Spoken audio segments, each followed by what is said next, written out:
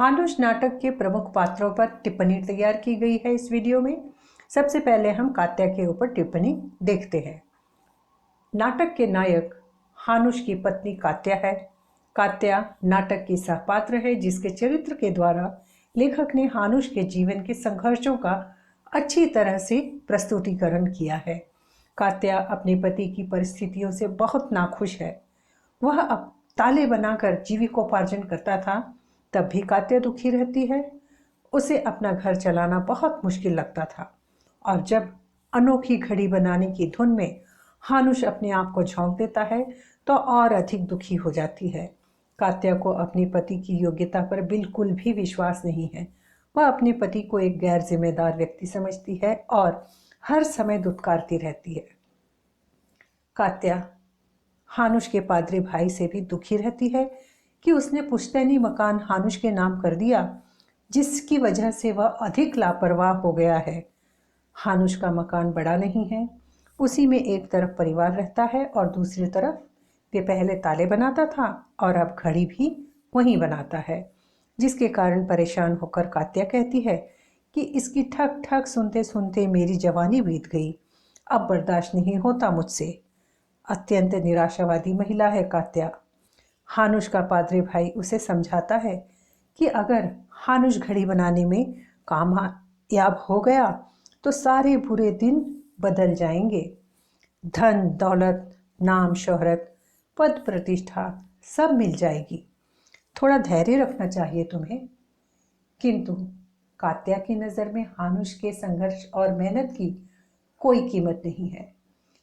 वह हर समय दैनिक जीवन की परेशानियों के लिए हानुश को कोसती रहती है।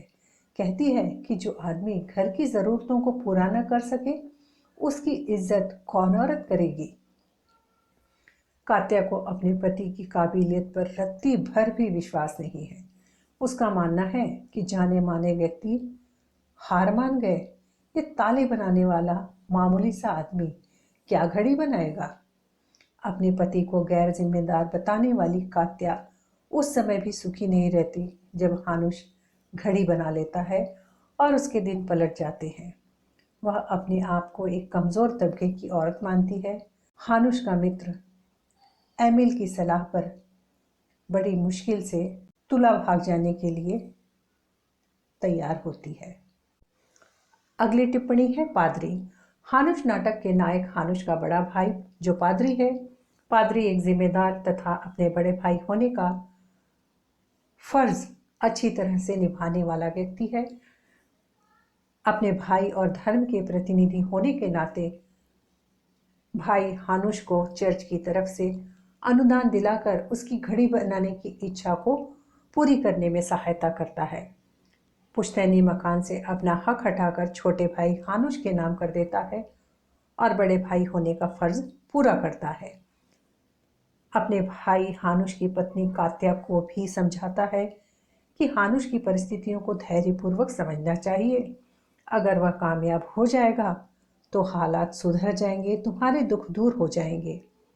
हानुश के बड़े भाई पादरी को अपने भाई की योग्यता पर पूरा विश्वास होता है कि एक न एक दिन वह अवश्य सफल होगा और सफलता मिलने पर महाराज हानुश को अपना दरबारी भी बना सकते हैं।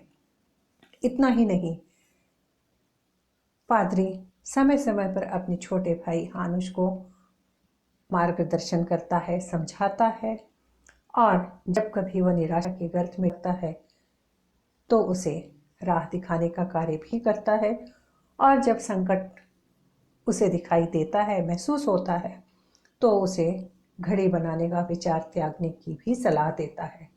अतः वह अपने भाई की हर भलाई बुराई सोचकर अपने बड़े भाई का फर्ज अच्छी तरह निभाता है। अब हम अगली स्लाइड की ओर बढ़ें, उससे पहले एक अंकीय प्रश्नमाला और अन्य टिप्पणी के लिए डिस्क्रिप्शन में लिंक दिया गया है, उस पर क्लिक करके प्राप्त कीजिए और इसी तरह अपनी आवश्यकताएं हमें बताते रहिए। हम आपकी मदद करते रहेंगे और वीडियो को लाइक करना, शेयर करना न भूलिए। अगली टिप्पणी है एमिल। एमिल हानुश का एक बहुत अच्छा मित्र है जो मानवीय मूल्यों, का सम्मान करने वाला एक संवेदनशील व्यक्ति है। हर परिस्थितियों में वैसे तो वह तटस्थ रहता है, किंतु अपने मित्र हानुश की हालत देखकर दुखी रहता है। एमिल अपने मित्र हानुश की मानसिक स्थिति को बहुत अच्छी तरह समझता है कि एक हुनरमंद व्यक्ति की आंखें निकाल ली जाती है तो वह अपनी आंख को दुनिया का हारा हुआ व्यक्ति समझता है। हर समय अपने मित्र की सहायता करने के लिए एमिल परेशान रहता है। वैसे तो अन्य मामलों में एमिल बहुत जल्दी प्रतिक्रिया नहीं देता, किंतु मित्र के लिए उसकी संवेदनाएं उसे विचलित करती हैं। एक दिन मौका देखकर वह कात्या से बात करता है कि तुला का एक जॉर्जी नाम का बड़ा सौदागर जो यहूदियों की सराय में रुका है, वह हानुश से घड़ी बनवाना चाहता है, वजीफा देगा और उसकी मदद के लिए अन्य लोगों की भी व्यवस्था करेगा। यह अच्छा मौका है। अभी तीर्थस्थल देखने का समय है। इसका फायदा उठाकर तुम सभी तुला के लिए निकल जाओ। किसी को कोई शक भी नहीं होगा और ऐसा करने से हानुश को मानसिक शांति मिलेगी। उसकी आंखें नहीं हैं, हाथ तो सलामत है। उसे नया जीवन मिल जाएगा। जैकब उसकी आंखें बन जाएगा। एमिल इस प्रकार कात्या को समझाकर बड़ी मुश्किल से मना लेता है, लेकिन अपनी जान को भी जोखिम में डालता है कि बादशाह को जब यह मालूम चलेगा कि मेरी सलाह से ही तुम लोग गायब हो गए हो तो वह मुझे भी नहीं छोड़ेगा। लेकिन इस समय एमिल को खुद से ज़्यादा अपने मित्र की चिंता है कि वह एक हुनरमंद व्यक्ति है, कलाकार व्यक्ति है और यहाँ के महाराज ने उसकी आंखें निकालकर उसे अपाहिज बना दिया है। और हर समय जो वो घड़ी की आवाज़ सुनता है तो वह घड़ी की आवाज़ उसे अधिक परेशान करती है। वह दिन में कई बार उस घड़ी की आवाज़ सुनकर मरता है और मर मर कर जीता है। यह चिंता एमिल को सताती है, जिसलिए वह उन्हें यहाँ से भाग जाने की सलाह देता है।